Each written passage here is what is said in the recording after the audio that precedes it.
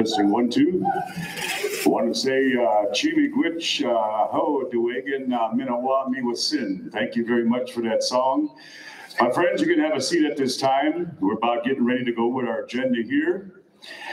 And we'd like to ask all of the visiting royalty of Princesses and Braves that are joining us here today to make your way on out there behind our proud veterans. We'll be coming in with our veterans, the White Earth Honor Guard, followed by our tribal council, and then all of our beautiful royalty, Princesses and Braves extraordinaire. And then we're going to get right into our program. I'm not sure the name of the other two drums here. I know we got the Mahnomen Singers, which is on the agenda, but we want to welcome our other two drum groups as we get going here with our procession. Ladies and gentlemen, on behalf of the White Earth Tribal Council, I would like to extend a warm welcome to each and every one of you that are joining us here on this beautiful Wednesday morning. It's amazing the turnout as I pulled into the parking lot outside, which has normally got room. The parking lot on both sides is full. They got a shuttle bus where you can park up in Ebro if you can't find a spot out there. Hey. Man, Minnesota, you gotta love it, right? On the way here, all the lakes got ice on them still, got snow, but the wood ticks are out in force. You know you're in Minnesota. Bonjour, Shinabi, and Nan, we want to do. Gibago say the men sanogam, Joshua Mayan, Wayne, Zungan Kamada, Kia Seymano, Hogimakena. My friends, what an honor and a privilege it is to be here on this beautiful morning as an enrolled member of the White Earth Nation to host an event such as this, as we're going to be listening to a great song being shared here momentarily. And you're going to see all of these proud combat veterans that are carrying the rights of those Eagle staffs, the flags of the nations you're about to see. We have so much to celebrate amongst our tribal nations throughout Indian country. Our ancestors and forefathers fought proudly to preserve this beautiful way of life and this gift you are about to see unfold here on our homelands. I want to say thank you to the singers, to the proud veterans, to our tribal council.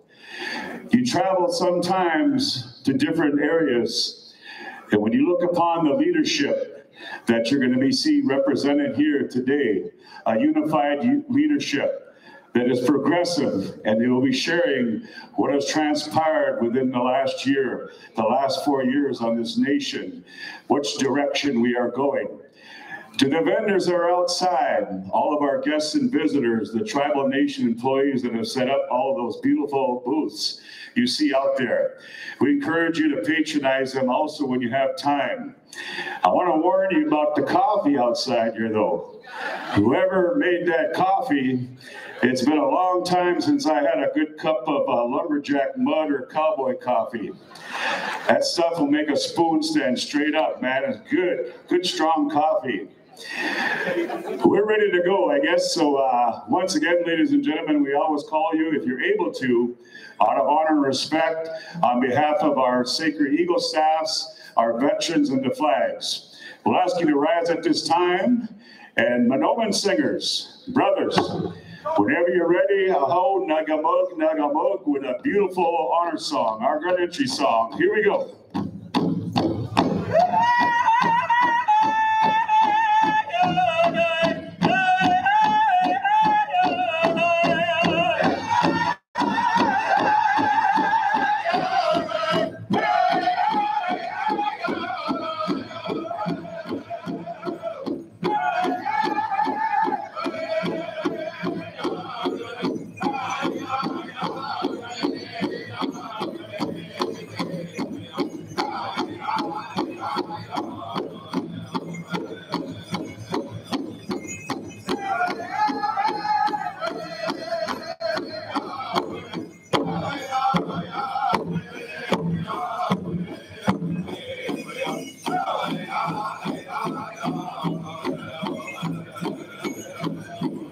Ladies and gentlemen, as we look upon our sacred staffs, the flags of the nation, the full tribal council, princesses and braves extraordinaire. How about a round of applause? Warm it up. Hurry, ho, aha, aha.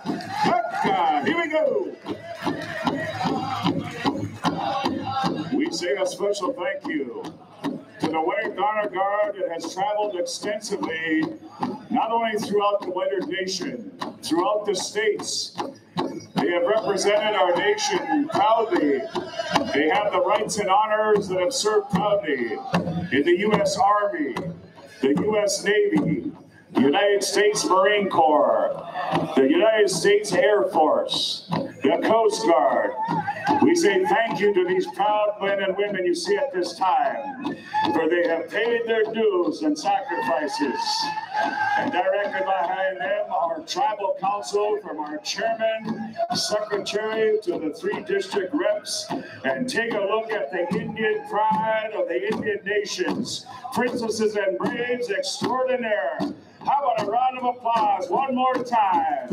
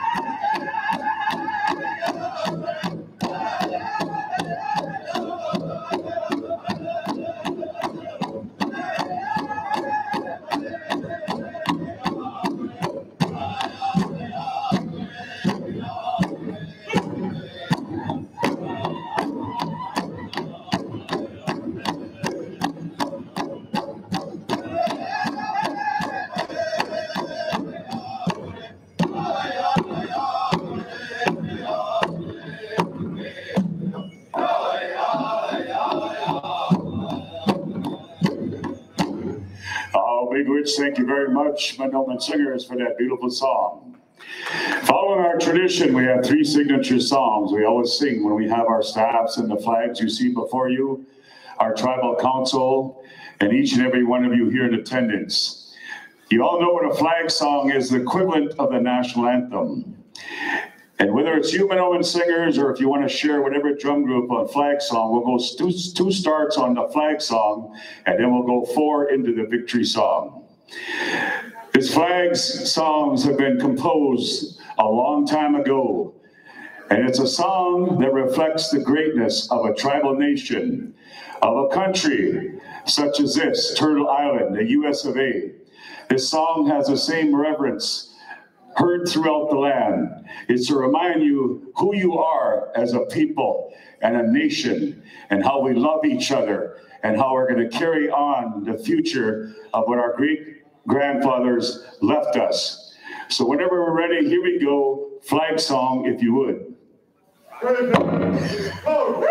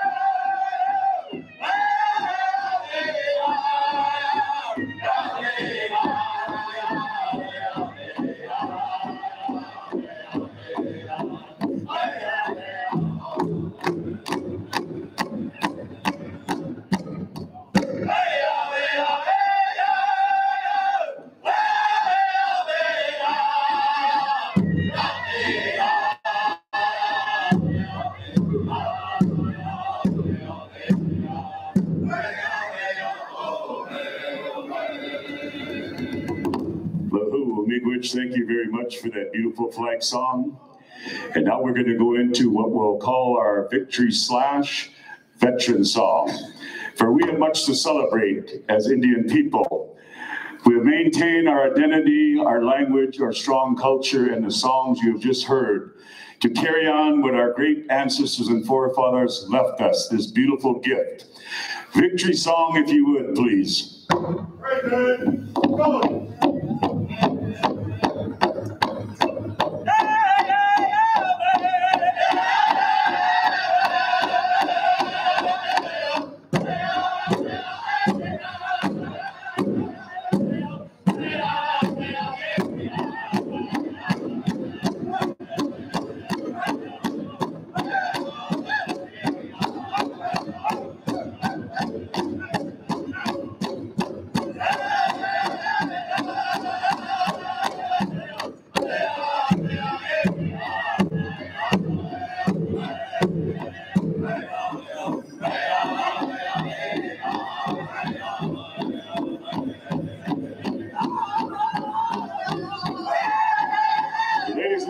This song goes out to the Okechita, the warriors we have here in the house that serve proudly in all military branches. Your ancestors and forefathers that fought proudly in World War I, World War II, Korea, Vietnam, Iraq, Afghanistan, Syria, and in the many victories that have taken place, not only on the war front, but in the federal and state court system. We defy the federal government to retain a beautiful way of life, an identity that truly represents sovereignty across this great land. Ladies and gentlemen, how about a round of applause one more time for these proud warriors.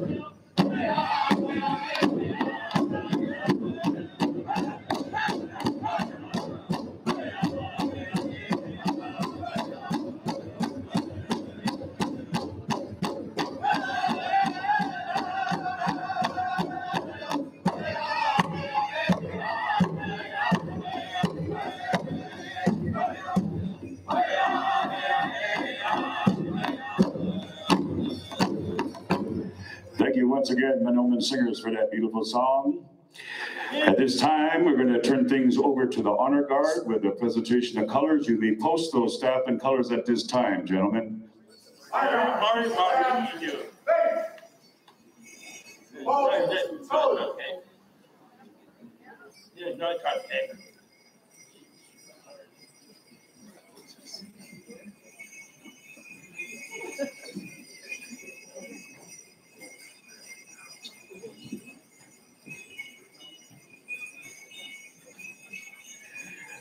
I'm going to ask all of our Princess and Brave royalty stand by. I don't have a list of names, but being a seasoned announcer, you never want to overlook the royalty that have taken time out to be here. And I'm asking my friend there with that mic, if you'd extend that mic and allow these beautiful royalty Princess Braves to introduce themselves, either just share their name, their title, whatever you choose to share, we turn it over to the royalty. And I say to all you Princes and Braves, thank you so much. You honor and bless us in such a special way by being here on this beautiful morning. All right, we'll turn it over to the royalty. Bonjour, my name is Deja Agamash and I represent Bakery School Princess.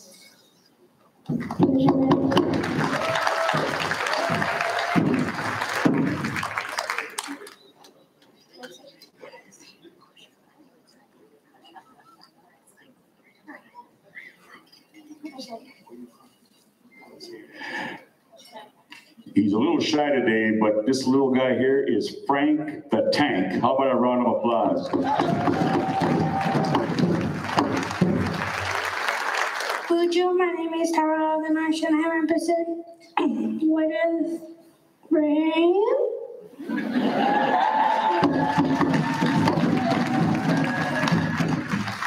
Bonjour, Deja Indigenous Cause, my good Indian Cowboy Coggin Dinjaba. Hello, my name is Deja Jackson. I represent the Circle of Academy Junior Princess. We go to Prison Awake.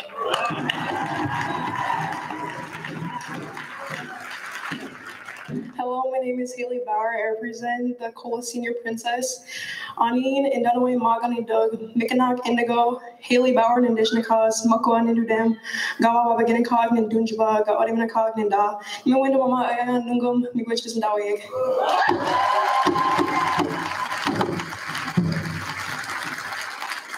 Hello, my name is Graciana, and I respect the Robin and Ogama.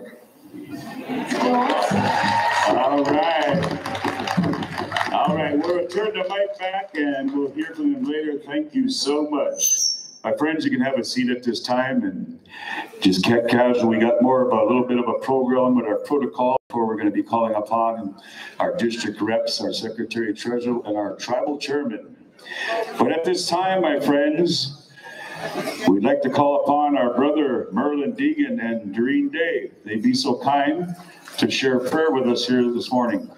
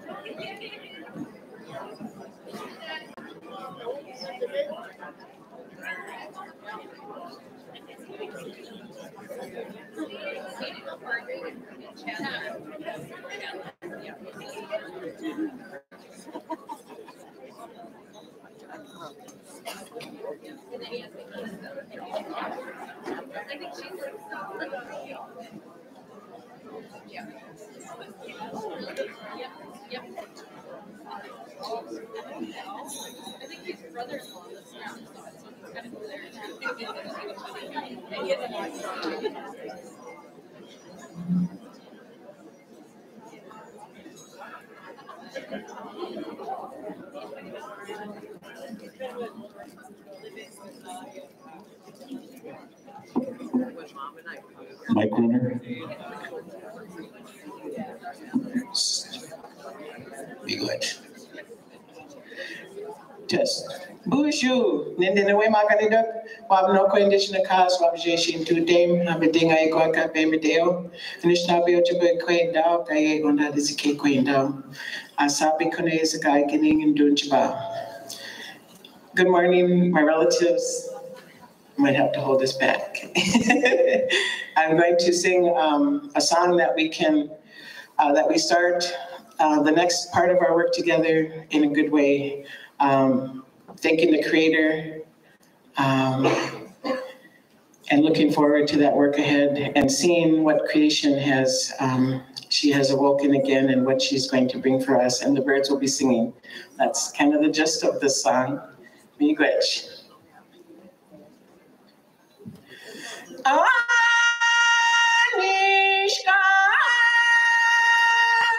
beta banamba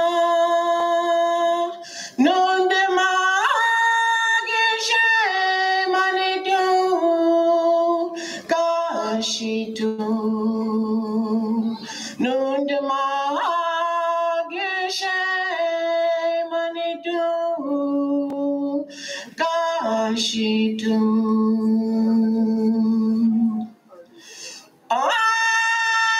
Anishka beta banumba Jashi beneshisad kenaganunga Jashi beneshisad kenaganunga Anishka beta banumba nunde mageshe manidu kashidu nunde mageshe manidu kashidu.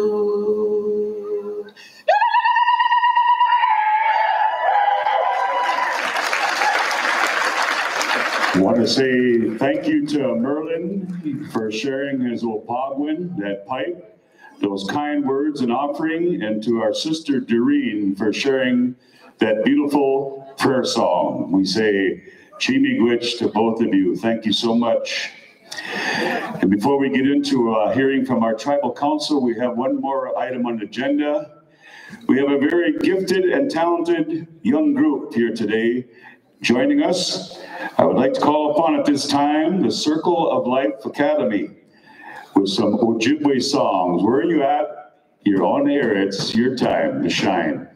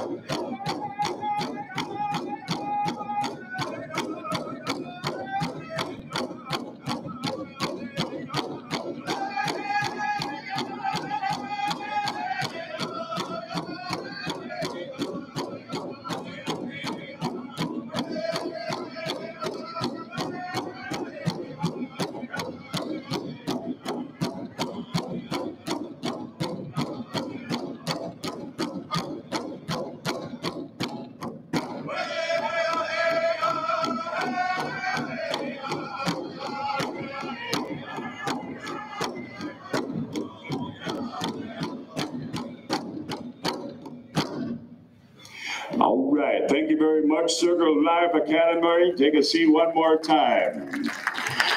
In the program, you might have seen the order there with as we go into the State of the Nation address here, starting with District 1, 2, 3, Secretary, Chairman. We're going to reverse that order because we've got a special recognition that we do here annually each year with a certain employee.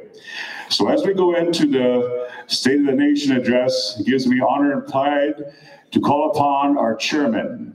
I'd like to ask at this time Mike Fairbanks, if he'd be so kind, to come forward and take us through this special recognition, followed with his address. Good to see you, my friend. Miigwech, everyone. You know, I know this, when we were planning this out, that, you know, we were trying to figure a way where we're going to put this in there in this, this award and this honoring, I call it. You know, I know it's important that, you know, we as the council here that we look at our employees and our citizens, you know, that the ones that devote their life to us and through work and through their dedication to our nation, that we do want to honor them. And one of them that we want to honor today is one of our employees that have worked for us. I gave her life for 50 years of her life to us, and her name is Tony Weaver. So please come on up.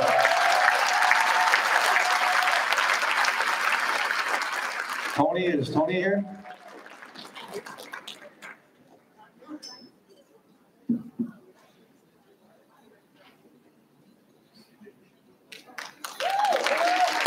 Years of service. Yeah, I'm going to come downstairs and we'll do it on the floor here.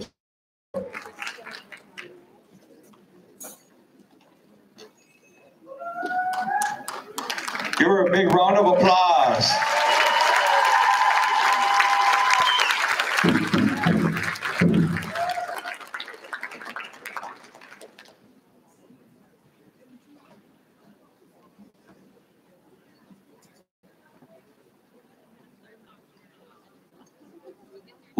Is Lori here?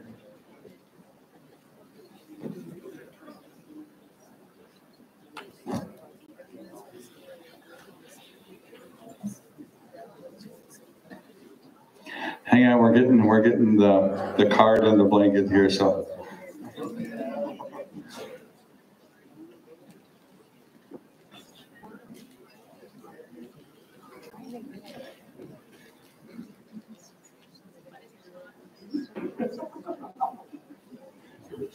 If you guys didn't notice, Tony didn't know about this. This was a total surprise. She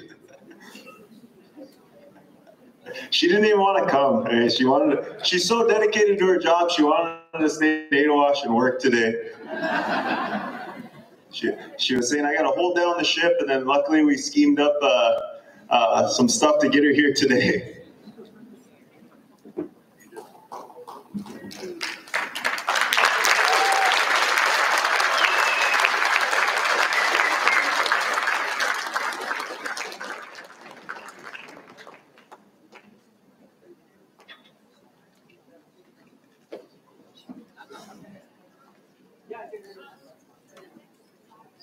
I just want to say, Chi Miigwech, Tony, we really appreciate your 50 years of service. That's twice as long as I've been here. But I wanted to read off this letter to you from the Tribal Council.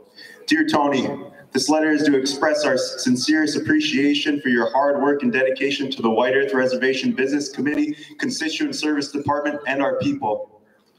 You provide an array of services to our people, and we are thankful for as you do so with professionalism, with care and concern to individuals in their respective situations, and with regard to timeliness and efficiency. You also serve as a role model for all others in following policy, being adapted, and knowing what other resources may be of assistance to our people, and following all budget goals and objectives. When we were reflecting on our tenure with us, we reviewed your hire date, and we were astounded to learn that you worked for the tribe since 1972, 50 years of service. We're so fortunate to have you. Your wealth of knowledge and wisdom is a great asset to us and our people, program success, process improvements, and in your expertise in finding new ways to help our people and provide the best possible services to us. People like yourself demonstrate extreme level of loyalty and leadership, and it shows in all you do. Miigwech Tony from the Tribal Council. Mio.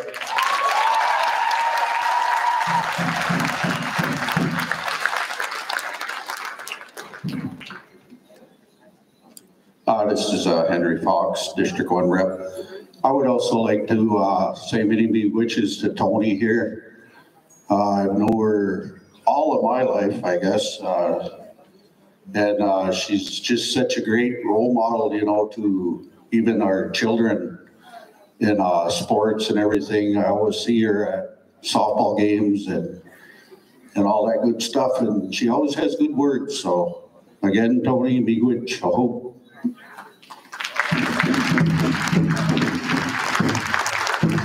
Bonjour, everybody. I've known Tony in my whole life for 29 years now. No. But I've always loved Tony. I love visiting with her. I've heard my mom were some great friends, and she deserves this award. And she's given so much to our people that I want to say, Chi miigwech, Tony. Love you.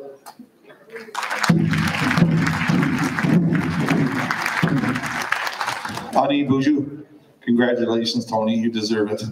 I got a few stories, but I don't know if I should tell them or not, though. I mean, I every time we have some stuff going on in White Earth and it has to do with constituent services, and she seems to get overwhelmed, and she handles it very good. But I always take the time to give her a call. Then she yells at me and said, "You haven't called me in a long time. You never call me." So I call and just see how she's doing, you know, because she's got a big role. She has a big role in her department, and she has a big role for our people and our members, you know, especially our families that are grieving, you know, on things like that. So she's right there for them with the constituent service program and stuff like that. So, and I wasn't going to say stuff like that once, twice, but I'm going to say it a bunch of times today. So miigwech, Chi miigwech, Tony, congratulations, you deserve it.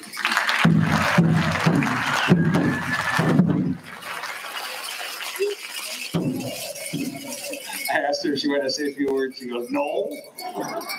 But, you know, as chairman, you know, and working with Tony and knowing her for many, many years, you know, and, you know, our conversations run long, you know, and I know that that she's done a lot for us. And, you know, I'm very happy that she's here, you know, and dedicated her life to the program and to our people, I guess. And that's what I'm saying is, like, you know, we've been over a lot of humps these last few years, and, you know, I'm so grateful that she's here and that she worked in that department to not only help us as a tribal council, but help our people get through these hard times. So I want to say miigwech to her. Thank you.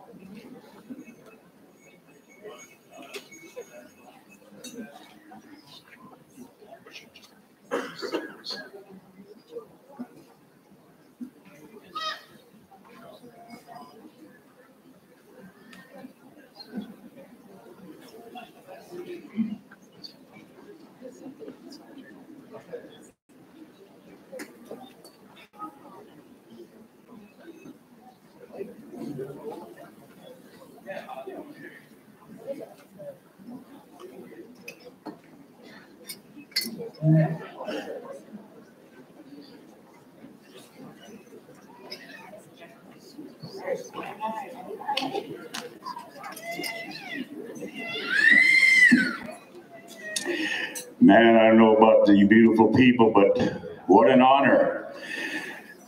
Tony, congratulations. How about a round of applause for her one more time? 50 years of dedication and loyalty. Congratulations. We're going to get back in sync again, as that was scheduled to call upon our chairman for that beautiful recognition and the full tribal council. And now we're going to get back to the program and call upon Mike Fairbanks one more time, our tribal chairman. And now we'll go into our presentation.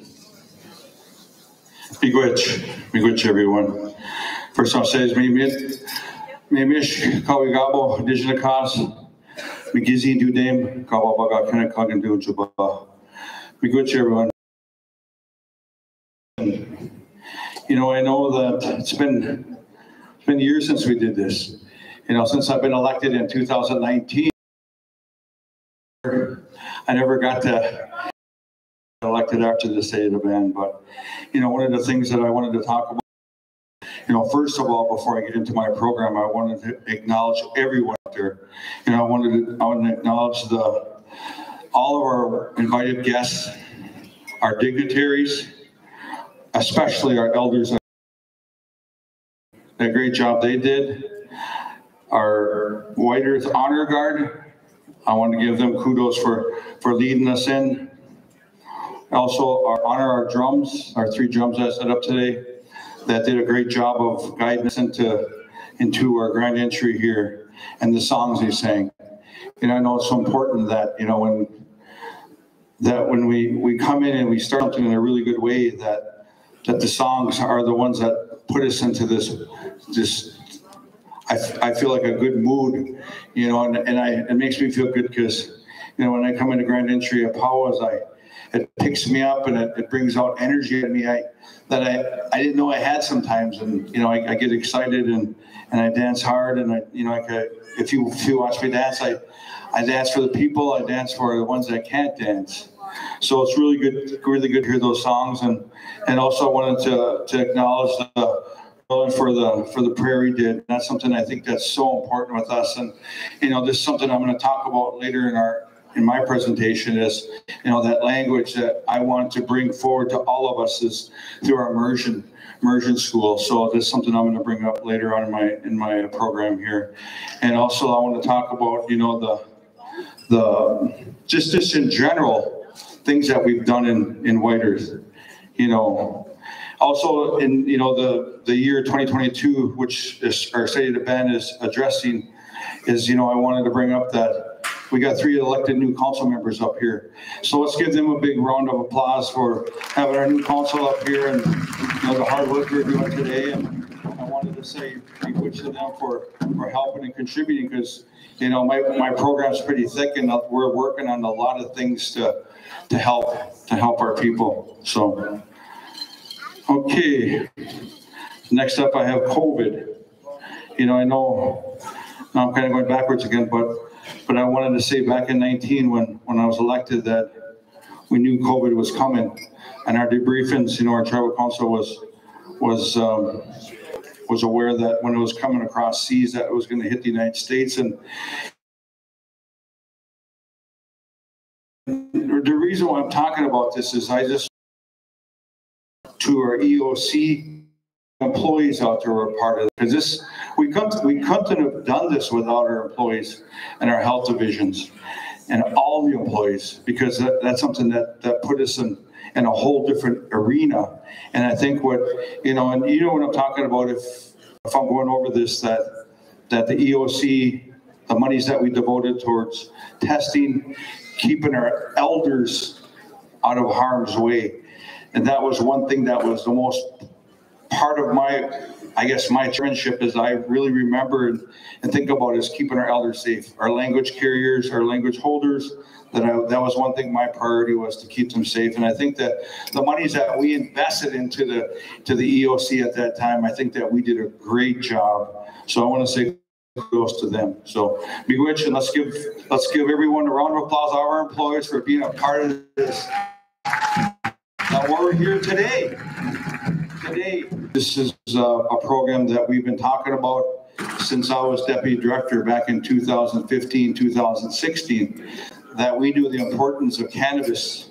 When the state of Minnesota went green in 2015, we knew that we had to get on that playing field.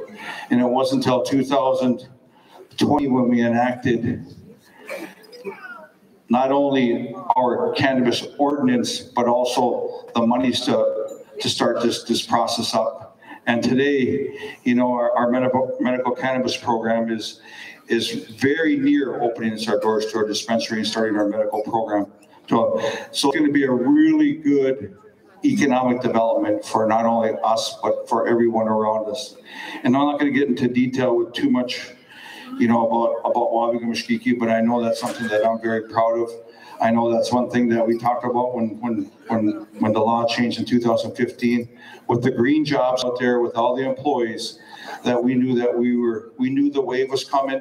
And with legislation today at the Capitol, with it passing the Senate last Friday, 34-33, we know that the recreational law is coming, and that's going to be in 2025. So we have a few years to ramp up our program, to get it going, and to get ahead of everyone else.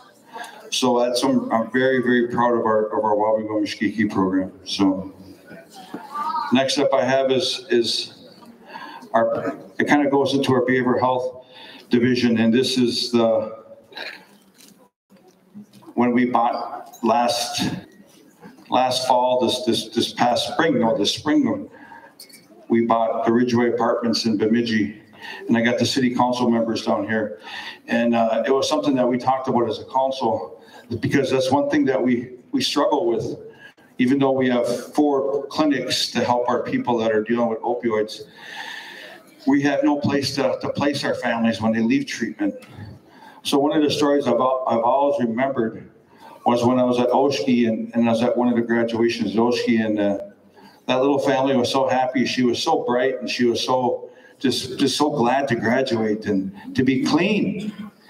And then when she told me she had to go back home, and I was like, "Where's home at?" And she said a place where she started drugs at. So I was like, "Well, why are you going back there?" I was confused at the time. So these are things that I remember, that we have to do something to help these families, these young families out that are struggling. And we as a council here, you know, we've talked about this numerous times. I know we've added on to Jack Hall, and I'll get more into that. We also, to our programming, we're nothing but continuous programming. And when I go around the country and I talk to other nations, big nations around the country, that I talk about our behavioral health program, and we got 400 employees in our bureau, and they're just amazed at how big of a program that we have, and that are dedicated to their jobs, that they're doing a good job of taking care of our patients, our loved ones. So that's something that one thing that we talked about with Ridgeway when we purchased this, and we'll have an update for you, because right now we're going through the transformation we have to wait for the structural engineer to come back, and that's done already. We're waiting for the results. So we're going to start construction soon on those, very soon, of fixing those up for our families. So that's one piece I want to say. So we wish to behavioral health, and we wish all the workers out there that are working on the program. The other piece I want to talk about is supportive housing, homelessness. You know, I know, and this has been on my desk for a lot of years too. And if anyone that's worked close around me, I've known, I talked about homeless for a lot of years. And I know when we started with the old council, new council, that we started this process of looking at how can we combat this? How can we get people into, you know, from homelessness back into a housing house, or back into some type of a better living situation? And that's one thing, the council, we discussed these. And one of the things that we of course we partner with the state on Guaco. Guaco's across the highway. That's a 24-unit sober living facility that's going to be open very soon. Also, we bought the Weimer House before that. We bought the 5 acres of land that's adjacent to that, and that was for family homelessness. We could put 3 families in there that are struggling.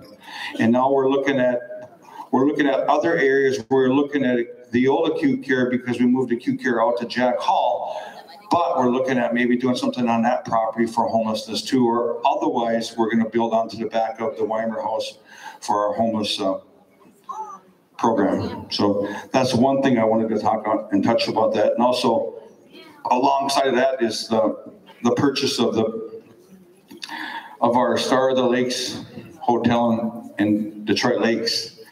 And when we talk about that, when we purchased that back last year, that was designed to work with our opioid program again, to get them into a place where we can stabilize them before we can get them into a bed, into treatment.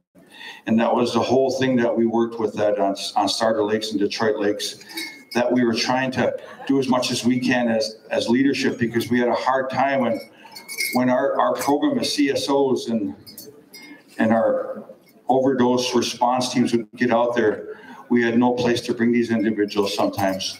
So that was always weighed heavy on our council, that we had to find a place, and we wanted to get a stable place for them to live, or a voucher system where we can just hold them over for a few days till we can get a bed for them to get into a treatment. So that was one thing that we want to do. And I want to say miigwech for all the employees, and also Shooting Star for taking that business over, but also working along with our programs with that. So kudos to them and miigwech.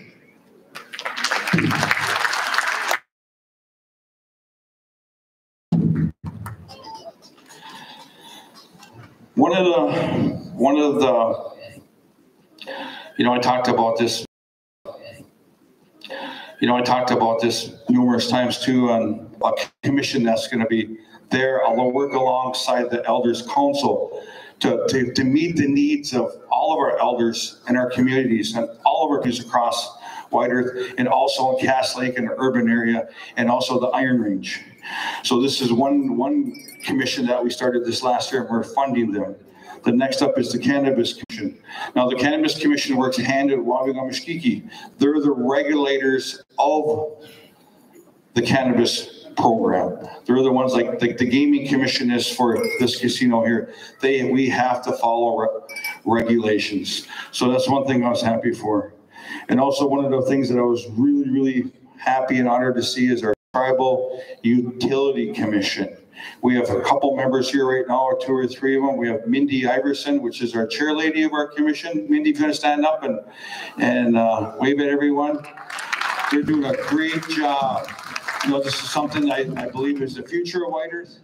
When I was down in St. Paul, and one of the legislators, we got legislators talking to us about what we're going to do with our energy. And I think that when we created this commission, and they're being taught by one of the best consultants that there is across America, that she's given them all the insight of how we're going to be stronger when it comes to our energy on White Earth here. It's important because I know that a lot of us, we suffer with that. We suffer with propane. We suffer with the large electric bills in the summer. We get calls on a weekly basis of I can't pay my bill. Can you help me pay my bill, my propane bill? So these are the things that we are looking at. We have to be looking at economic development, looking at our own propane company, looking at how can we regulate power through White Earth. And that's why we empowered a lot of this to our Tribal Utility Commission. So let's give them a round of applause again. Thank you.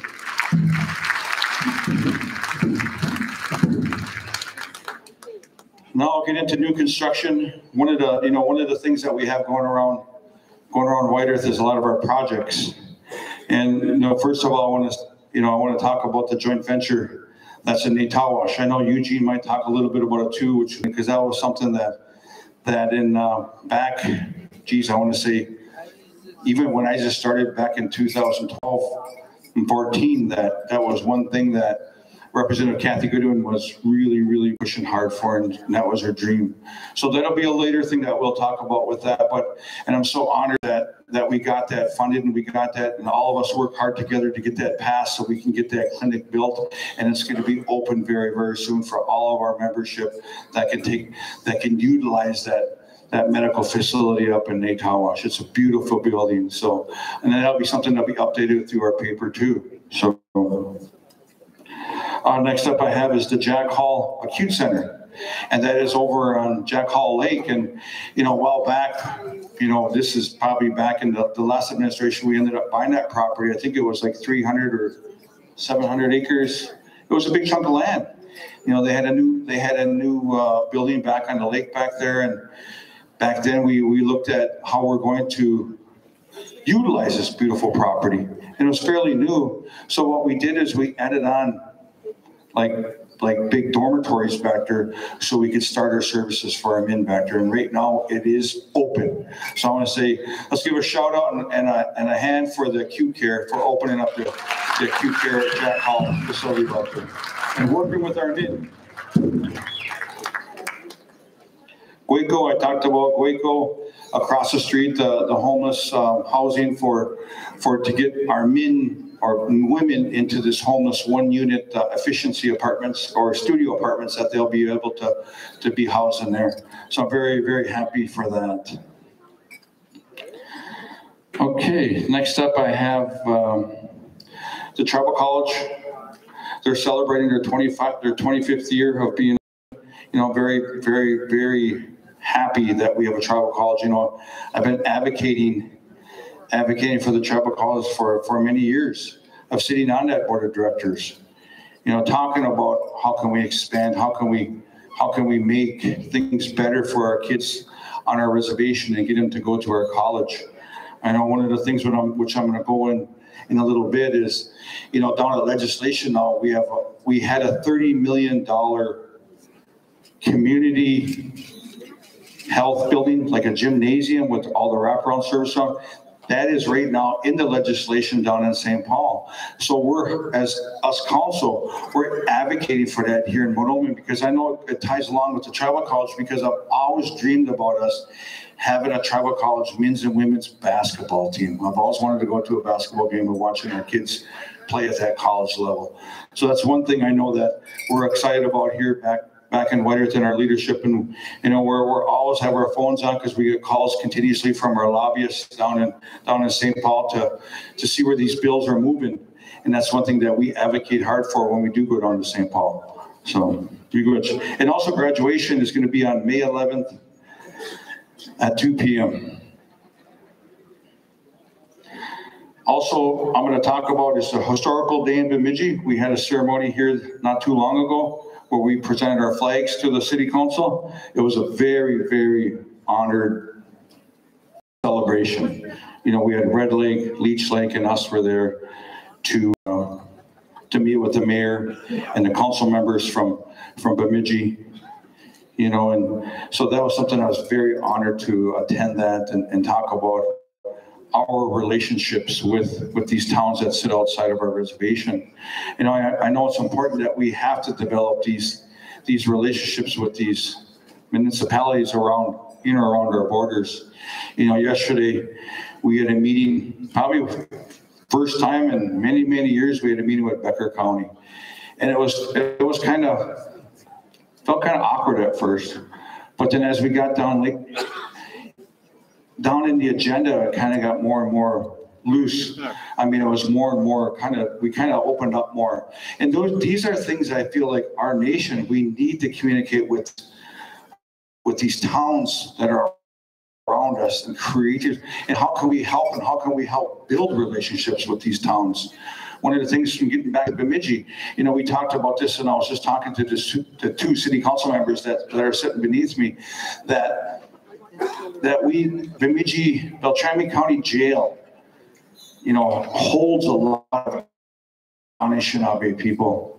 And one thing that, that rose flags for me was when they get brought to jail or incarcerated, that some of them are dealing with withdrawals. So this is one thing I reached out to them is, how can we help as Wedderton Nation, that we have Oshki money due in Bemidji, how can we coordinate and get this to these individuals that need that assistance? Because I know that it's important that we help not only our people, but all Anishinaabe people. So that's one thing that's important, that I feel like these relationships are very, very important with our counties that are in or around us. In Mahnomen County, we'll be going on our third meeting with them here very soon. And it's very good to talk to those commissioners, because we have so much in common. How can we, and especially in Mahnomen County, is how can we work on projects together?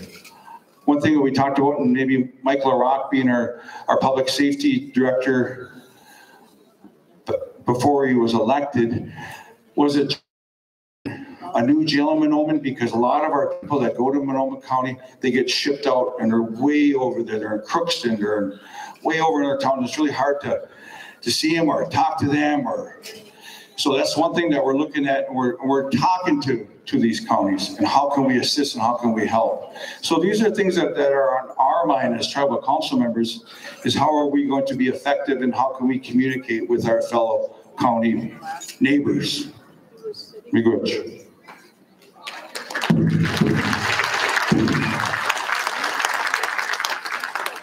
Natural resources. Last year was something that was pretty amazing. You know, when I talk about last year in our rice harvest, you know, we harvested 172,000 pounds of rice that we got out of Big Rice Lake last year, or on our reservation. You know, and that's something that I was very, very proud of. You know, and I remember going out, and we were with the elders bus. The elders went out with us. We went to every landing on Rice Lake, and we prayed at every landing. We sang our songs. We prayed to the rice, and look what it did for us. And it's something that I think that we're going to have to do it this year again too. Every year, I believe that's something that should happen like that. That should be, we honor our Mahnomen that feeds us. And why we're here is because of that Mahnomen, the food that grows on water. It's so important. It's so ingrained to all of us as a people. That's something that's really spiritual in my heart. And also everyone at Henry's district here that did a great job of monitoring that lake, that water, that Nibi. It was very, very, very happy. It was good to be out there and watch everyone. And then the price of the rice, you know, due to the areas around us, you know, it shot up to $6 an hour. $6 a pound, I'm sorry, $6 an hour. I was just gonna tease Lenny over here, but that was something that we were happy and proud of. That, you know, I think a lot of racers out there made a lot of money last year on us, so I think that was very, very good for all of us. And also, the last thing I want to say, it produced 77,000 pounds for us of finished rice. So that's good. Right on. All right, guys, I'll finish up here. I know you guys waiting here. I was only supposed to go 15 minutes, so. The next thing we're going through is the you know, also with DNR is we impose moratoriums on the factory farms. You know, we had these feeding, what do they call them, concentrated animal feed operations that are in or around our reservation. And even today, we are still fighting them because we know that the dangers, the toxins that they leave behind, you know, so that's something that for us as council that we're still, so I'm letting you know that. Also, what I'm doing out in Washington, D.C., one thing on May 18th, you know, I've been having these discussions with the Department of Interior. On May 18th, I'm going to be meeting with the Fish and Wildlife Service. And I've talked to numerous congressmen and also our two senators, Tina Smith and also Betty McCollum and also Amy Klobuchar and also Stauber, you know. And one thing I've been discussing with them is the Tamarack National Refuge. And they asked us of what do you want to do with it? I said, I want it back. We want it back. 42,000 acres we want back in Whiter's hands. That was taken away from us back in the 30s. So that's one area that I'm working hard on, is getting back Tamarack National Refuge. Then also when it comes to the Whiter State Forest, you know, that was something that's been ongoing for the last probably year and a half now, is getting back our state forests back into Whiter's hands through Minnesota. We've been working with Minnesota DNR, and next year I'm going to request that we get a bill to return our forests back to us. That's one thing that we're going to do. Yeah.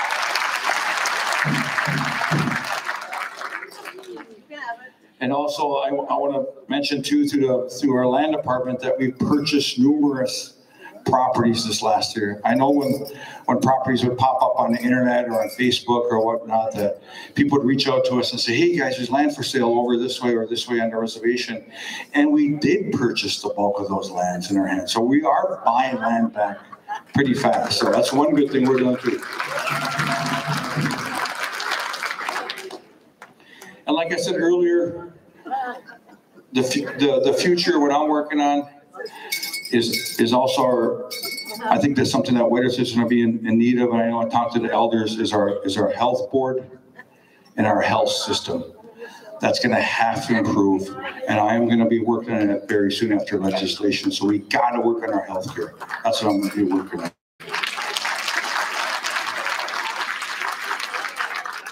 And one of the last things I want to talk about is the other part too of that is our Circle Life School and our immersion program. I've talked to Victoria Nealon, the superintendent over there, and we're going to sit down, we're going to put our heads together, not me, but also all of us, the council members. We're going to start trying to get this immersion program off the ground. We got to bring our language back. So important. And in closing, throughout the year, we have worked together to promote White Earth Nation in many ways. We are strengthening our sovereignty and creating Pacific programming addresses for our people's needs, while also empowering them with the tools to be self-sufficient. We are reinforcing our Ojibwe language and cultural programming by providing knowledge and direction along with future endeavors to come. We appreciate all of your members. We as a council appreciate all of our employees, all of our band members, our citizens, and I'm very, very happy to be up here to give this announcement, and I'm really, really happy, and thank you. Miigwech. Brother Mike, I don't know if he heard you, Jane, but he said you covered all of his talking points. Hey. And also, Chairman, I'm very elated to hear you say about the Tamarack Refuge, brother. I'll also include the Many Point Boy Scout Camp and adventure if you could too. All right, we're going to go on to the Secretary Treasurer that I was with in June of last year as he came aboard. He was our former Public Safety Director / Chief of Police. I'd like to call upon our Secretary Treasurer at this time, Mr. Michael LaRock, if you would.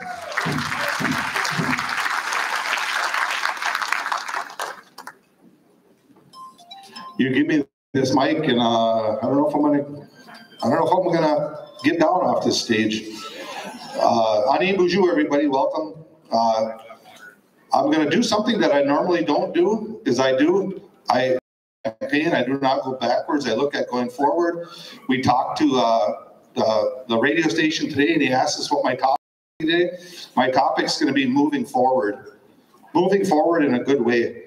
But I'm going to go backwards and take a look at last year's, a little bit of snapshot of last year's financials. And I'm just going to really briefly touch on last year's financials. Every year, we seem to be in a deficit every year when we go to September 30th, and we're going to basically sign off on our budget, our general fund budget for the year. We seem to be in a deficit every year. And one of the things that we did this year is we did sign off on a budget on September 30th for FY23. And just to note that in FY22, we were about $14 million in a deficit once we finished up FY22, which that's not a good place for us to be in. But what I look for FY23 is that we signed off on a budget. Me as the Secretary Treasurer also reached out to all the division directors and worked with our executive director and our deputy director and made a point to say we're moving forward in a good way, and we're going to try to keep you guys on task to stay within budget or come back under budget and be able to still function that way as far as our budgets. So I can report now that we are still within budget for FY. We just finished up Q2. We're still within budget. I know we signed off on a $15.9 million budget for FY23. We did have a $4 million deficit as far as everything that came through, but we're trying to bridge that gap and trying to get back to where we can stay within budget. So I just want to let you know that I am working closely with our administration, our directors, and keeping them on task to stay on budget. That's one of the things that I said I would do. And accountability, making some accountability And, you know, because the last year's budget, we've allowed a lot of budget amendments, and I was going to say it, but I'm not going to say it. Chairman says I was going to say a word, and I'm not going to say it. We keep them on task, and we make sure that we take that gap and reduce it down to where we're still within budget and saving money.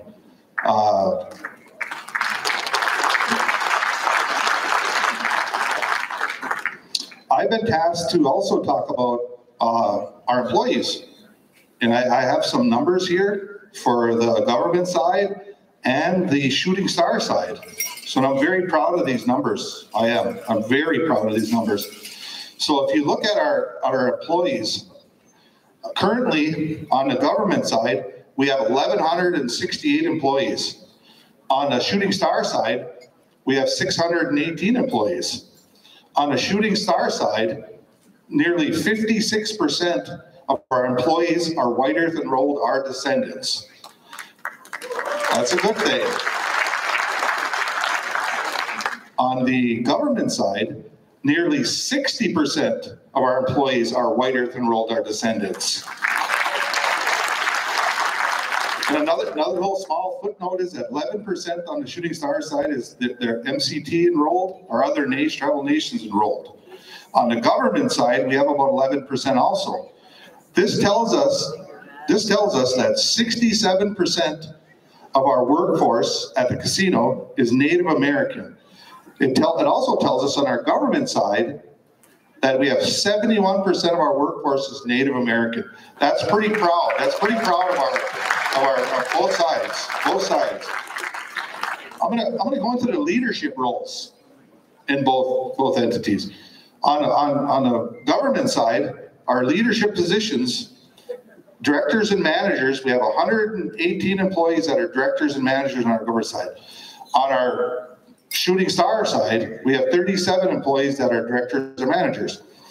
On the government side, we have 78% of our directors and managers are white earth enrolled, are a descendant, which is pretty proud of. On the Shooting Star side, it's 68% is white earth enrolled, or descendants. And on the government side, it's 10% are MCT and enrolled in other tribes, 5.5% on the Shooting Star side. This tells us that on the Shooting Star side, 73%, and on our government side, 88% of our leadership team is Native American. That's very proud. We need to be very proud, and I want to reiterate we're very proud of that. So, and then we talked about years of service. We talked about why this is important, that we're leading the way in ensuring that we are promoting the Native American preference policy and employing our own people. And the people and some of our citizens that live here that are technically not from White Earth, but they chose to live here in White Earth on a reservation, and they chose to raise their children here and their families here, which is I'm very, very proud of. These numbers are a true reflection that is in comparison to other tribal casinos, we, again, are the front runners, both in the casino side and the government side, for employing Native Americans. Give these employees a round of applause and these members that work for us. Well, then we talk about years of service. Well, that earlier 50-year employee that we got up here, I never thought I'd have anything on her, and I did, and she's going to get us back somehow in some way. She told us when we were talking, we're surprising her. You know, that's a very, very good accomplishment. That's a great accomplishment. So we look at years of service on the government side. We have one employee that's 50 plus years. We have 3 employees that are 40 plus years, 29 employees that have 30 plus.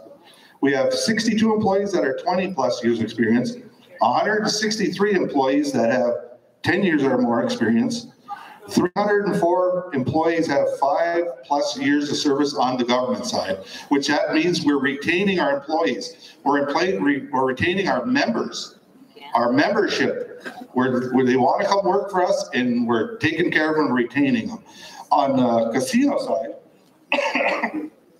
We have 27 employees that are 30 plus years of service, 56 that are 20 plus, 76 that are 10 plus, and 108 that are 5 plus years. So on the casino side, we're retaining our members and Native American employees. So that's a really good, that's a good thing for us here. So give them another round, of applause.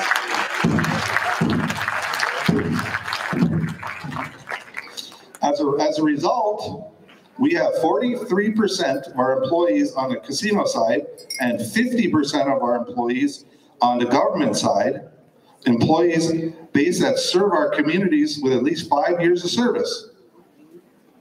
This is simply astounding, people. This is astounding. Without the knowledge, skills, and ability, with hard work, commitment, and loyalty, we would not be the successful tribal nation that we are today.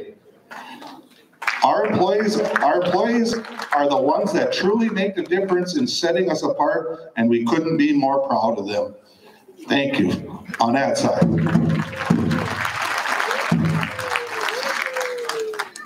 Investments.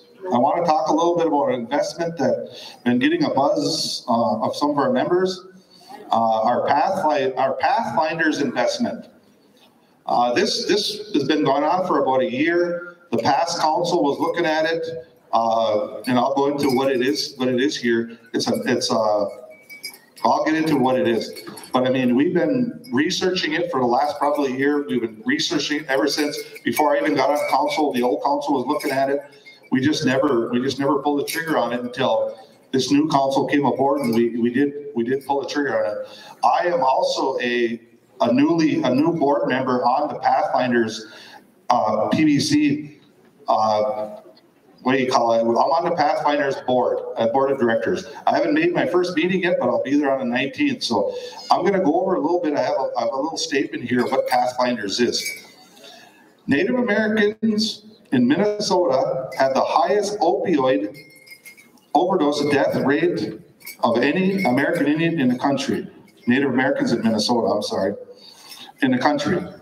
To help address this crisis, the White Earth Nation has partnered with Pathfinders Solution PBC to develop and individualize a Native American-centric digital therapy product and service designed with and for youth, families, and the community at large. The digital therapy product will be made available to the White Earth youth families and staff at no cost. The White Earth has invested in a mobile app piece of the Pathfinders technology, which supports the recovery journey by incentivizing individuals to develop self-awareness and healthy habits that help improve their lives and sustain their recovery over their lifetime. These healthy habits help focus the clients on achieving their personal treatment and recovery plan goals established within their clinicians. The project purpose will be to reduce overdose deaths and substance use among White Earth Nation and deliver services to youth and families that are currently deeply underserved. The path has a unique ability and insight into White Earth Nation's behavioral health needs. I think it's, I mean, a lot of people, we working on to get this out to the people and get it out to everybody so everybody has this on their phones and it's free to everybody else, but I think it's a great thing. The White Earth Tribal Council passed this investment thing about, what was it, maybe 3-4 months, maybe last year we did. We have to start investing in our own people and getting our people and our citizens the tools to be able to get healthy. Healthy individuals makes healthy living, and we move forward. So that's one of the things that I want to reiterate, is that we need to start moving forward with healthy living and financially moving forward for a success for our people to achieve what they need to achieve. So the other thing I would like to talk about that's not on my list here, and I'm going to take another half an hour because I don't want Eugene to talk. Nah, I'm just joking. You know, we we've been working with MMCDC. It hasn't came through, but we have a small business loan opportunity that's coming up here. Soon as we get the money into MMCDC, it's for Native-owned businesses.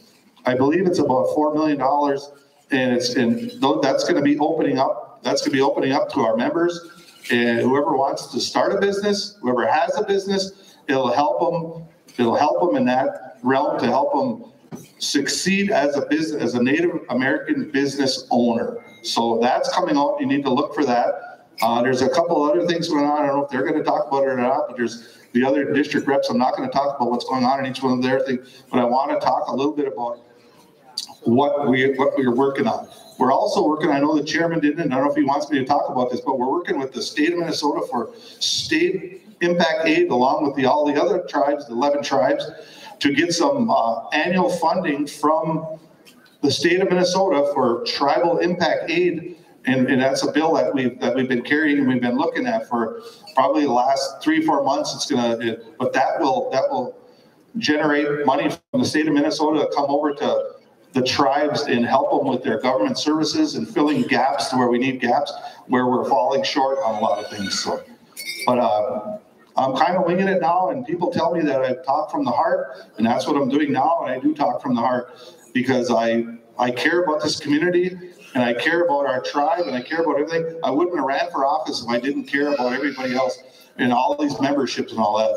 My wife gets a little bit, my family gets a little bit nipped at me because I spend more time with the community than I do with my own family, but we take care of that too. So, but I just like to, but closing, I would just like to thank everybody for being here today. I'd like to thank the drums. I'd like to thank the elders, the veterans, the membership, the dignitaries that are here. I'd just like to say chi miigwech to everybody who's here today. So let's move forward. That's what we need to do. We need to move forward in a good way. Miigwech. Miigwech, thank you very much, Secretary Treasurer, Brother Michael Larocque. We're going to move right ahead at this time, and we're going to be calling upon our District 3 representative that represents the White Earth, along with beautiful Pine Point, Ponsford, and surrounding community. She's 29 years young. I'd like to ask Annie at this time, Jackson, if she'd be so kind to come forward at this time. How about a round of applause?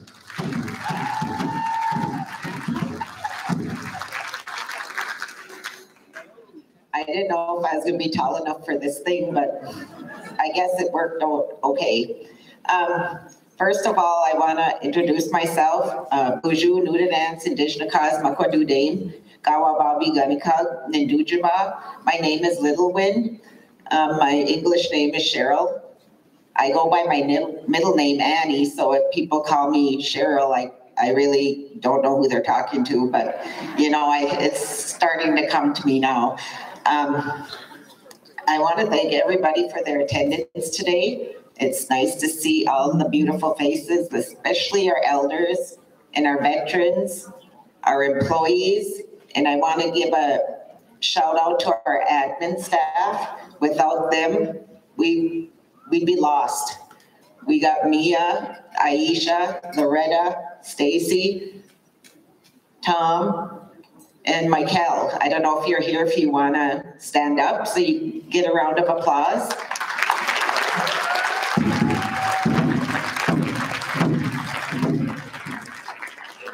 These women and men. Oh, and Jeff.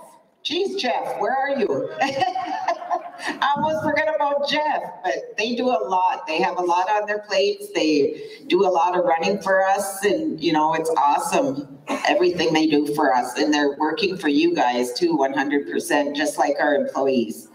I would also like to give a shout out to all of our community councils throughout the reservation, our elder councils.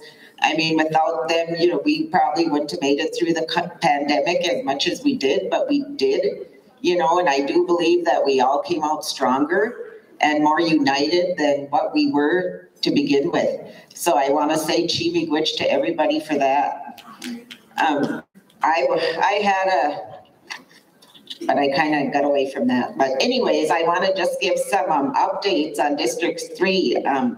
Meetings have started for construction of a community center in Elbow Lake. We will be doing a site visit to all the buildings out there on May 11th. This is a huge need for the Elbow Lake community, as they have no place to hold their events or funerals and would possibly house the Boys and Girls Club. A new childcare building in White Earth is in the works. We are looking at construction to begin in early June. The White Earth Family Treatment renovation and construction has started. This is located on the former Christian Retreat property that we purchased. It's not on the lakeside, it's on the other side. And we are going to, they're going to be working on program details, but we are extremely excited about this, as we all know that addiction not only affects the addict, but the family as a whole. There will also be programming and beds for our adolescents that are facing hard times. Programming will be in place to assist them, and they will not need to be placed off our reservation. White Earth Congregate Kitchen remodel started on March 6th and is projected to be completed by June 30th. Pine Point CHR offices were completed June 30th, 2022. Natural Resources and Parks and Recreation will be doing a lot too. They will be working on accessibility to our lakes, which includes fishing piers, docks at Big Elbow, Little Elbow, Many Point, and White Earth Lakes. And they're going to be looking at a new public access on ice cracking and Big Elbow Lake near the fishing pier. White Earth Rediscovery will be cleaned up and more accessible for tribal families and members. And they also are going to look at a way to keep the partiers out of there who come in with their pontoons and boats and are very disrespectful out there. We've got plans in the works for the development for a new park on Big Rush Lake. And I want to say Chimigwich to Jeep Roberts and Pine Point Community Council on being a big part of that. Well, Mike kind of mentioned land, and he kind of took all of our, no, me and Eugene were crossing off over there, so. Roads have been working on street lights in all the communities, so that's awesome for our safety, especially for our children. We will be replacing some water out in Elbow, or some water and wastewater upgrades. They're looking at that out in Elbow Lake. Water and sewer will be working on the Pine Point Lagoon. So there's a lot of stuff coming up, and a lot of stuff that, you know, I didn't even mention that has been done, and it wouldn't happen without our staff. I mean, yes, we come up with the ideas, we sit there and we argue back and forth until we figure out what's right, and then at the end we all agree, and the staff takes it and runs with it. So I really want to say Chimigwich to all the staff.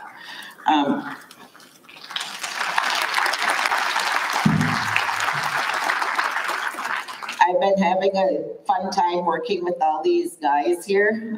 Eugene thinks he's the youngest, but I am. No. But, you know, I've had a great time with these guys, and it's we fight, we argue, but we still come together for the betterment of our people. And, you know, that's what we're here for. And, you know, in ending, I just want to say what I usually say. I want to tell you that I love you all. I'm sending extra hugs and prayers to everybody that needs them at this time. And I'm cutting mine short because I'm hungry. No, but Chimigwich.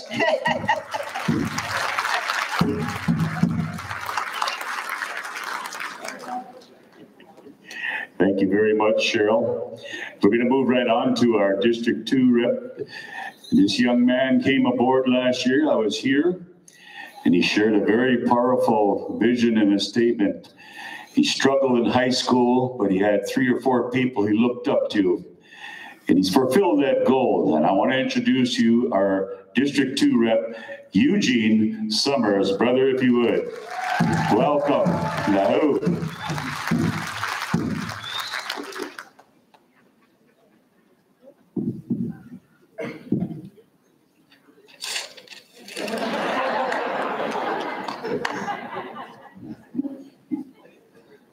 Buju and the Noe Mangana Dogo, Magijik, Benes and Dishnakas, Wabaji, and the day and Galba Bigani Cotton Dunjiba, Nektash and Da. Hello, everyone. It's a great day. It is my honor to present the State of the Nation District 2 report. This report is going to outline commitments that we've all made in this past election that spans through several critical areas. First and foremost, I am thrilled to report that we've made significant strides in cultural revitalization. Our efforts to support and harvest wild rice by purchasing at $6 a pound, a historic high. This has not only helped revive a vital tradition, but also foster economic development within our communities. Additionally, language revitalization has been top priority. We've been working on language immersion, and there's been a lot of hard work and dedication creating curriculum in our education department and also our community members. Our commitment to preserving the deep connection and traditional hunting practices has been steadfast, and we have proudly supported community education and training opportunities such as wild rice camps, fishing derbies, and active participation in the 1855 Treaty Authority. Additionally, we are thrilled to report that we have successfully blocked multiple concentrated animal feedlots from being established within and around our reservation boundaries, which ensures that our lands are protected and preserved for future generations. And I want to say Chi Miigwech to our chairman for leading this fight, and I also want to say Chi Miigwech to my brother from the Wakanda Nation, our legal counsel, Antonio Solorzo.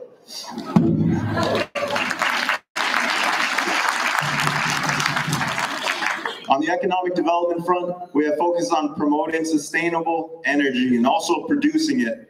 And we are proud to report the successful establishment of our Tribal Utility Commission and the implementation of EV charging station at our enterprises and government buildings. I want to say a Chi Miigwech to our Economic Development Director, Jacob MacArthur. Thanks to his efforts with successfully securing Department of Energy grants such as the EMDP and the TED-C grant, we have also been able to invest in renewable energy initiatives while providing jobs, economic benefits to our community.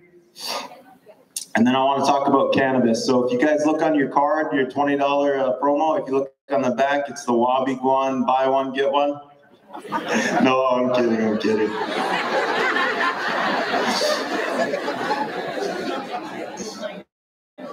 Medical cannabis has also been a significant economic driver in our district. We're thrilled to see Wabigun's continuous success in this area and the establishment of our regulatory authority, the Cannabis Commission. Furthermore, our broadband infrastructure. This is another thing collaborated with Garden Valley to establish and provide us with a reliable, high-speed internet throughout District 1 and District 2. Okay, now I'm going to stop reading off the paper. So I want to talk about a few commitments that I made during my campaign, and especially to our kids. I know this has been a long struggle. We don't have a permanent place for our kids. Right now we have a temporary place. We invested a few $1 million over into the Shopko Center to give our kids a semi-permanent place to be housed until we can build our wellness center here right in Mahnomen. And that's one commitment that I've been working very hard for. We've been down to the Capitol. It's been my first time lobbying, and I tell you what, it was a stutter storm my first time, but I'm learning. Our other legislative priorities was yes, a $30 wellness center, or $30 million wellness center. The concurrent jurisdiction for our police department, this is crucial. And then also our local tribal aid. We see our local governments get this aid from the state, but our tribal nations are left out, and we don't think that's fair. And we've been lobbying hard, and we've been having a presence at the Capitol.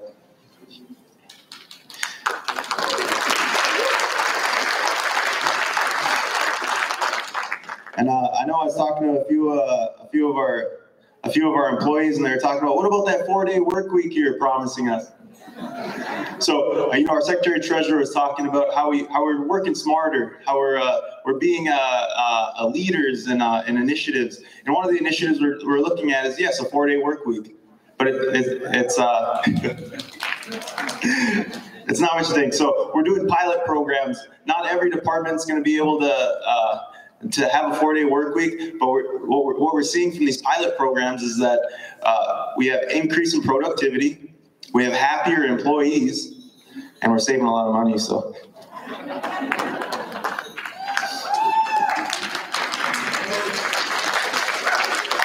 All right, I just got a few more things and then I'm done.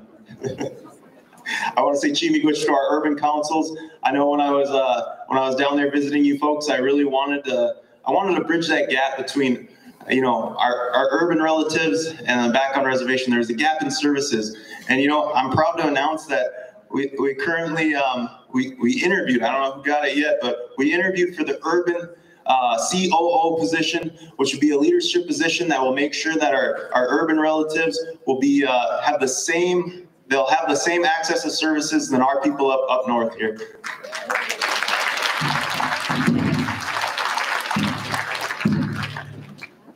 Another thing that another initiative, another job that we created was the youth administrator position. So as we see, a lot of our tribal programs have these small pools of money that are for youth engagement, but we're never able to access all of those funds. So this youth administrator, they're going to navigate through all that, and they're going to pool all those resources together, and they're going to develop real strong programming for our kids, meaningful programming. And another thing is, I really want to our early childhood department. We've been applying for all these grants, and then I'm proud to announce that there's going to be multiple playgrounds built throughout District 2. But throughout the whole reservation, District 1, 2, and 3, and that's a big accomplishment. I want to say chimigwich to the staff that helped with that.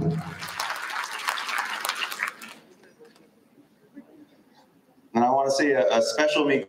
So, we were talking about cannabis and where we were. So when the new council came on, we didn't have a grower. We had all this equipment, and we were kind of just twiddling our thumbs. What are we going to do? What are we going to do? And then during ricing season, I met this real rugged looking guy living with the Amish. I was like, what the heck? Who's this guy? He said, oh yeah, I'm from White Earth. I lived out in California, Hawaii, all this cool stuff. I was like, oh yeah, sure you have. Sure, yeah. Anyways, this guy, I don't know how it happened, but he was able to weasel his way in some meetings, and he was able to present in front of us. And you know what? I don't want to say how much product we got over there, but I'm telling you right now that we're ready to rock and roll. Once that legislation signed, we're ready to go. We're ready to start selling. And I want to say chimigwich, Alexander Oxendine.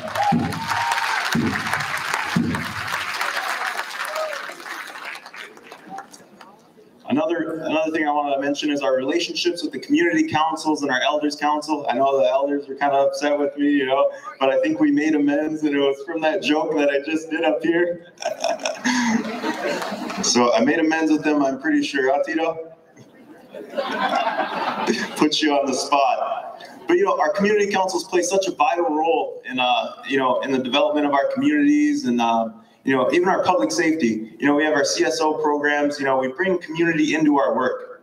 And one thing I really want to acknowledge is behavior health.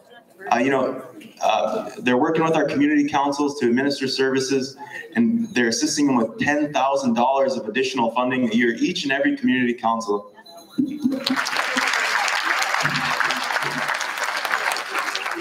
All right, this is my last one because it's a little plug for one of our newly formed tribal businesses. I met this individual in Detroit Lakes, and I was like, why are you providing services here, not to your own people? And he says, there's not a lot of resources around. There's no storefronts I can set up at. And I said, go talk to the casino management. Go talk to our GM. Maybe there's something there, because we have Old Affinity Plus building. You guys might see there's some construction going on. Well, I'm proud to announce that, Eric Bauer, he's opening up a barber shop right there. It's a much needed service to our community. So May 12th will be the grand opening for the Gentleman's Barber Shop right here at the Montauk Mall. And I want to say Chimigwich to all my tribal leaders, even the ones that are,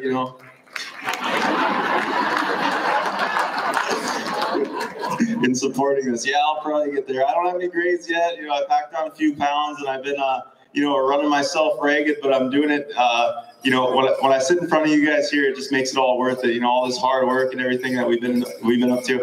It's just, but I can't do it without my team and without our tribal employees and programming and our community for guiding me. So I just want to say, Chimigwich and Bizendao Miyo.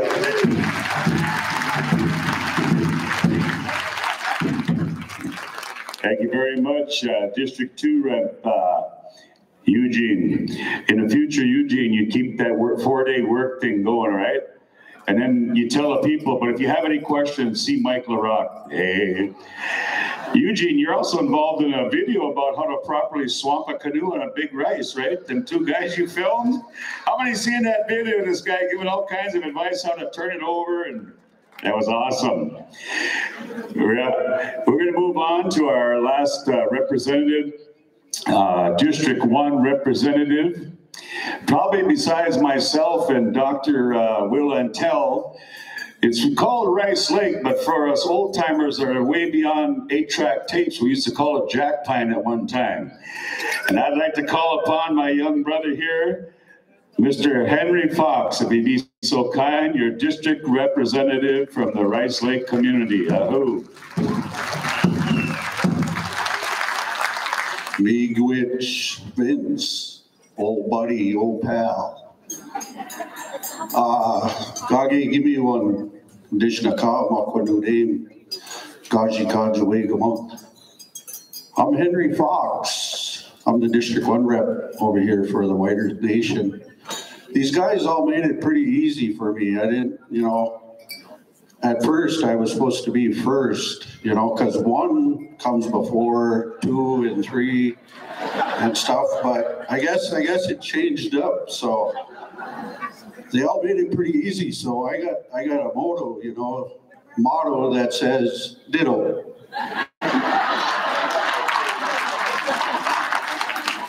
But yeah, it's such an awesome opportunity, to be here for the State of the Nation and to be here with the other tribal council members and my old buddy, the U.S. and even past the U.S. over in Smile there,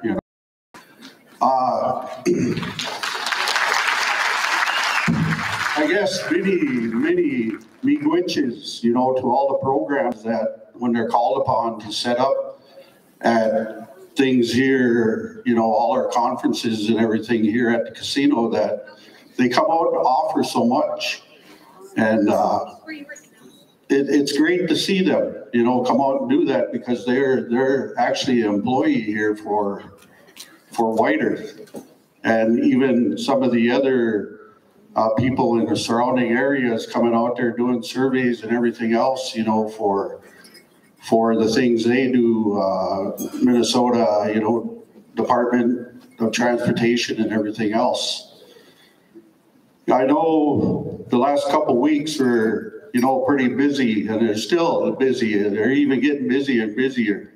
I'd like to thank, the urban people, the urban offices down there, for all of what they do, taking some off of us over here. And I got to meet, quite a few of them, John, Ryan, Alicia, a lot of them over there. And, they kind of like jumping around jobs, but they do their job, so. And then with all of our other ones too, we got Duluth. I see Louis over there from Marble. Anybody know where Marble is? Iron Range. And if you blink, it's just like Ebro, you're gonna miss it,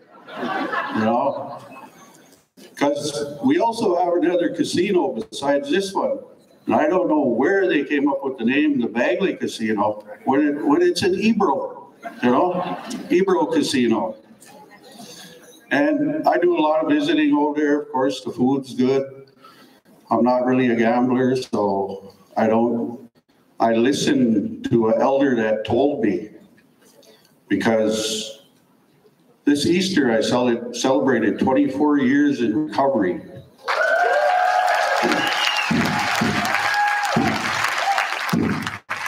But then with that comes a lot of other addictions, and gambling is one of them. I decided I was going to gamble. But then I had an old elder, you know, Joe Bush Fairbank, Andy Favorite, Earl Hoagland, Joe Potter, all of them guys, when I was struggling. They told me, bring it to the casino. So I guess I love my money too much. I don't bring it here, just for the food. Mike Fairbanks there, Chair Fairbanks there, talked about chemical health. About people, you know, going into treatment and then having to come home to treatment. A lot of them don't want to come home. A lot of them don't want to come home. You know, because they know if they come here, you know, it's here. It's really hard. And I tell people, when you come back home, you got to have that strong will. And you gotta learn that word, Gaween. And for all the people that are supposed to be your friends that come back to you and want you to go back into what you were doing, I learned the other word, Gaween Gago. Don't. Get away, leave me alone. So that's kind of my motto for, you know, don't get me wrong. I go to bars, I drink pop, but then I know when to leave. And I leave and I go home. Because that's where a lot of my buddies hang out. And I don't want to leave all my buddies because then I won't have nobody. So that's kind of, you know, chemical health is my background with the reservation, with the state. I worked with the state too. But, you know, everybody's got to learn them words, Gaween, no. We battle every day with something going on every weekend, maybe a OE or something. You know, that's heartbreaking to us to get that text, you know. Maybe they survive. But we go out of our way, our programs go out of our way to get them people the services that they need. And I'm glad they're there to help us. When Dustin and Tribal was coming in here, I know years ago, when I seen a cop, if I met a cop on the road, I try to find a way to get the heck out of there. You know, turn off on a dirt road or something. And that was a little hard to get used to, of being straight and being who I am today. You know, I can come up to them and talk to them without shaking and putting my hands behind my back. But okay, enough of that. Rice Lake, you know, I got north end of 200 there. I got Wazoo, Bolio, Pine Bend, Ebro, Rice Lake, south end of Rice Lake. The big Rice Lake, that's where the Rice Lake is. I know we're into some Lacey Armstrong there, got a hold of me, and we are going to do, you know, the ceremony for the lake again, where we're going to hit each landing. If all you guys are pretty familiar at Rice Lake, you know, you got Ponsford Landing, and they said, well, why do they call it Ponsford Landing? Well, because it's on Ponsford Landing side, you know, that's where they come in. But then we go to other ones, we go to Bush with East Landing there, we go to Big Bear, then we end up in Bungo's Landing. And then from there we go to the Rice Lake Center and we have a ceremonial meal. But it's not just Rice Lake, it's all of ours. And that's where all like almost 85% of our rice